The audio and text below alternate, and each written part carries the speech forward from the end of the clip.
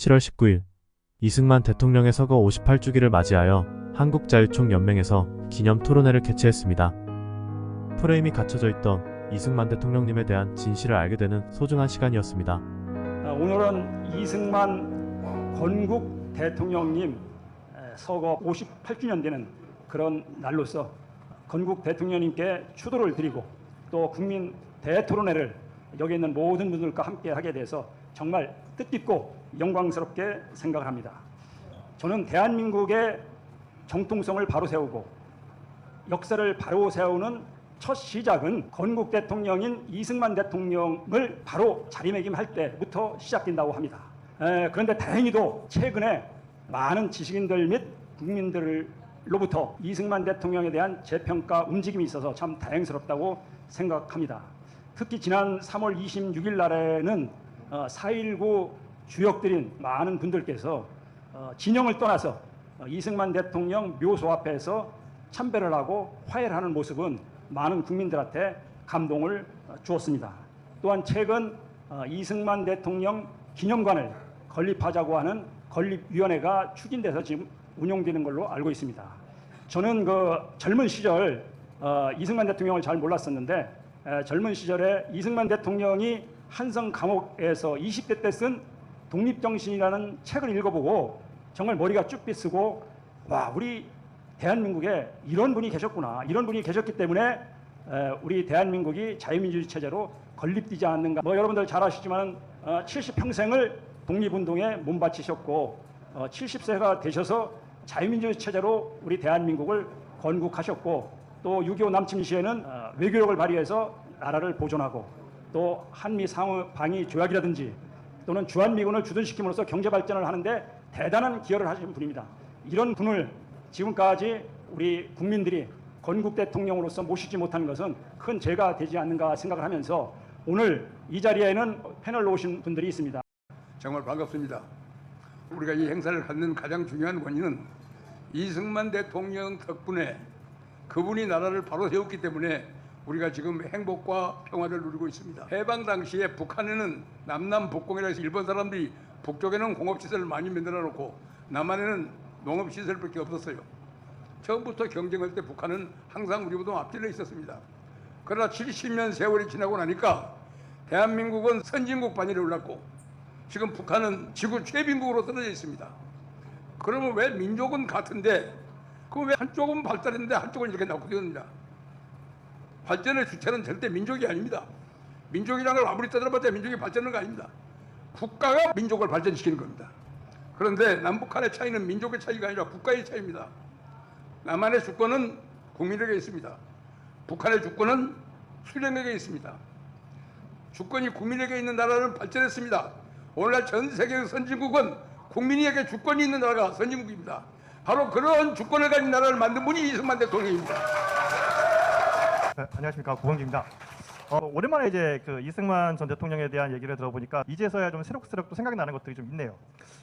제가 이제 운동을 하던 시절에는 그 이제 한국 사회에서 운동권의 주류는 NL 주사파인데 이제 주사파가 이제 주된 그 이념적 근거로 삼는 거는 이승만은 미국의 식민 대리 통치 자이다라는 경연회를 앞세웠고요. 만약에 이제 이승만이 굉장히 이제 민족을 배반하는 짓을 한 것이 아니었다면은 북한의 김일성이 여기까지 내려와서 자주적 국가를 수립했을 것이다. 만약에 이제 북한에 의해서 통일이 되었다면은 우리나라는 지금보다 더 살기 좋은 나라가 됐을 거다.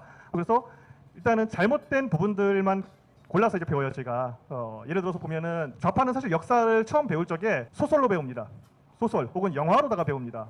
대표적인 경우가 이제 조정래 씨가 지은 태백산맥이라든가 아리랑이죠. 그래서 아리랑에 이런 구절이 나와요. 이승만이 임시정부에 보내어져야 될 자금을 중간에 이제 착복을 해서 축출당했다라는 그런 구절이 나오거든요. 그러니까 독립운동할 때도 자금 떼어먹은 나쁜 놈이네. 이제 저희가 배울 적에는 이승만과 김구가 굉장히 이제 대립되는 관계에 놓여 있고 그리고 이승만이 김구 선생을 죽인 거다라고 그렇게 알고 있죠.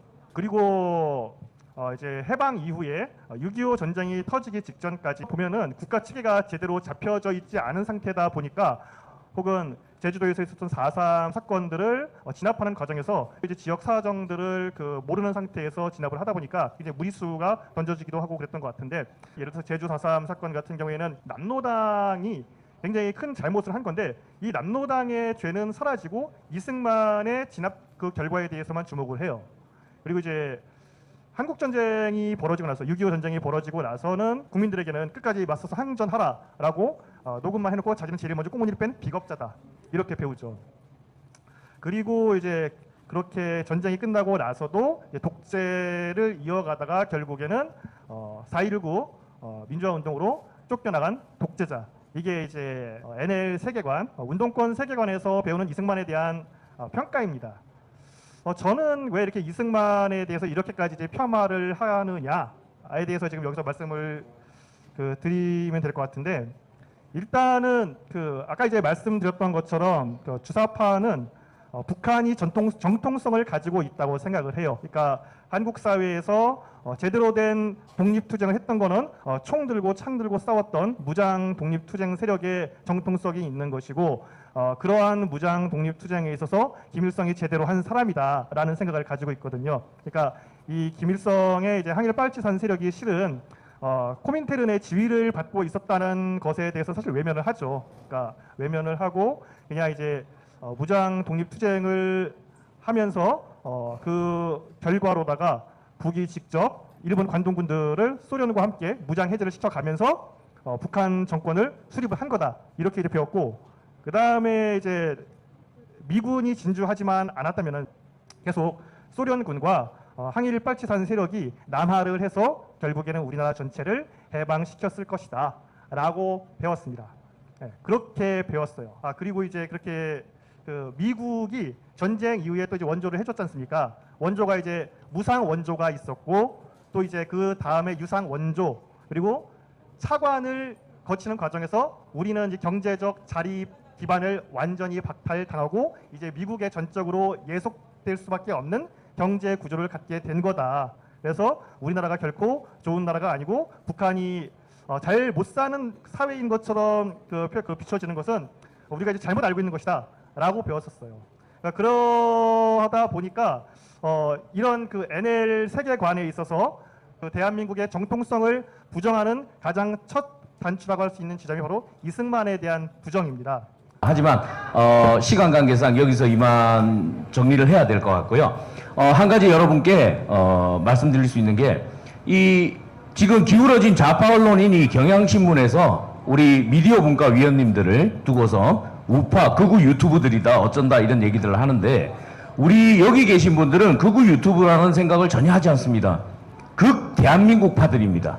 대한민국의 자유민주주의 수호와 안보 지킴이로서의 역할을 하기 위해서 지금 국정 운영을 뒷받침하고 열심히 아스팔트에서 뛰고 계신 분들을 뭐 우파다 좌파다 하는 진영 논리로 갈라놓고 있습니다. 여기 우리 모여 계신 미디어 분과 위원님들께서는 더욱더 분발해 주시고 대한민국 수호를 위해서 더욱더 애써 주시고, 그리고 더 단결된 모습으로 이 나라 국정 운영 뒷받침과 대한민국의 정통성을 위해서 더욱더 열심히 싸울 것이라고 약속드립니다.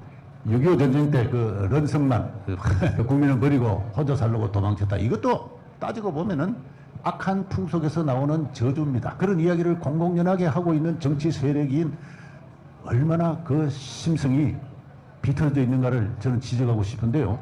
이승만 대통령이 전쟁이 발발했다는 보고를 받는 게 1950년 6월 25일 오전 10시입니다. 그러니까 그가 경무대를 나와서 서울역에서 기차를 타고 남쪽으로 피난을 하는 게 1927년 새벽 4시예요. 새벽에. 그 사이 42시간 이승만 대통령은 무엇을 했는가? 시간대별로 자세하게 그 일지가 나와 있어요. 지금 한국군이 전쟁을 할 수 있는 능력은 탄약은 11척밖에 없다. 그래서 미국의 극동사령부에 무기와 탄약을 요청해라. 그리고 이 전쟁은 어떻게 수행한다는 전쟁의 기본 원칙을 밝히 미 대사관의 두 분의 접촉. 메가더 사령관에게 두 분이나 전화를 합니다. 전화를 해서 자고 있는 메가더 사령관을 깨워가지고 호통을 칩니다. 전쟁이 일어날 거라고 그렇게까지 이야기했는데 무방비 상태로 당하게 만들었냐. 당장 우리를 도우시오. 이렇게. 그리고 미국에 있는 주미 한국 대사관에 전화해서 유엔과 백악관에 가서 구원을 호소해라. 이렇게 이야기합니다. 그다음에는 비상국무회의를 여지요. 그리고 국회에 나가서 상황을 설명을 하지요. 서울시경국장, 내무부 장관 등이 피란을 두 번이나 건의했지만은 역정을 내고 경보대를 지키면서 이 바쁜 모든 일정을 다 수행을 합니다. 그래서 주미 장면 대사가 백악관에 트루만 대통령을 찾는 게 1927년 오전 4시에요. 한국 시간에. 그것을 보고 서울역에 가서 남행열차를 탄 겁니다. 이런 상황에서 대통령은 전쟁 초기에 그가 취할 수 있는 최선의 방식을 시간대별로 착하게 취한 다음에 서울역에서 출발을 했는데 그것도 매우 위급하게 북한군이 들어오기 하루 전에 그 24시간 전에 대피를 했어요. 너무 늦었어요. 그때 만약에 좀 더 북한의 그 김일성이라는 사람이 현명해가지고 특공대를 파견했다든가 또는 서대문에 있는 형무소를 폭발을 시켜서 급습을 하게 했다면 대단히 위험한 상황이 벌어질 수가 있었습니다. 그럼에도 불구하고 그 40시간 이상을 서울에서 이 전쟁의 초동지휘를 했다는 건 대단히 그 놀라운 용기와 침착함 그런 걸 볼 수가 있는데 그런 대통령을 두고 런선만이라고 이야기하는 건 악한 풍속에서 나오는 저주입니다. 이승만 대통령이 친일 부역자들을 이제 그대로 정권에 등용을 해서 사실상 친일파나 다름이 없다라는 부분에 대해서 한번 통렬하게 비판을 해주시면 좋겠습니다. 이승만 대통령께서 친일파다 하는 이런 저 프레임이 또 걸려가지고 또 지금까지 또 우리 국민을 현혹시키고 있는데 이것도 역시 대단히 악성의 프레임입니다. 이승만 대통령께서는 이 건국 이후에 그 내각을 구성하는 데 있어서 주로 이 한민당을 배제한 바로 그때부터 그 한국의 새로운 정치사가 쓰여집니다만은 그 한민당을 배제한 중요한 이유도 건국 초창기에는 친일파들을 등용해서는 안 된다. 한민당의 주요 인사들이 일제 치하에서 고생하고 교육, 실업 다 고생하고 공로가 컸지만은 그러나 국민의 정서가 그렇지 않으니까 당신들은 당분간 뒤로 물러 있는 것이 좋다는 것이 그 이승만 대통령의 입장이었고 초대 내각은 기본적으로 독립운동한 사람들로 심지어는 조봉관 같은 원공산주의자도 농지개혁하는데 필요하다고 이렇게 긴 요긴하다고 해서 그 등용도 하고 그리고 남북한에 두루두루 저 지역 안배도 하고 해서 그렇게 내각을 이렇게 구성을 한 겁니다. 반면에 방금 말씀하셨듯이 북한 정권의 내각 구성을 보면은 친일파들이 오히려 많아요. 일제시대 때 요직에 올라간 사람들이 많이 있습니다. 거기에 비한다면은 우리 대한민국의 초대 정부는 그야말로 친일파를 배제한 정부였다. 반민족 세력이라고 프레임을 세운 것을 그대로 우리가 지금 답석을 하고 있는데 이것도 대단히 고약한 심사에서 나온 것이다라는 걸 제가 말씀드리기도 합니다. 예. 오늘 그 이승만 대통령님을 재조명하는 이런 시간이 불과 뭐 한두 시간 안에 끝낼 수 있는 그런 문제가 아닙니다. 지금까지 산재되어 왔던 여러 문제들을 풀어헤치고 건국 대통령으로서의 이미지를 다시 정통성을 다시 짚어보는 시간은 2회, 3회, 4회 계속 이어진다 하더라도 아마 모자라지 않을까 하는 생각이 듭니다. 뜻깊은 자리 만들어주셔서 감사합니다. 건국 대통령을 기억하고 존경하고 배울 수 있는 기념관 만들기 사업을 적극 응원합니다.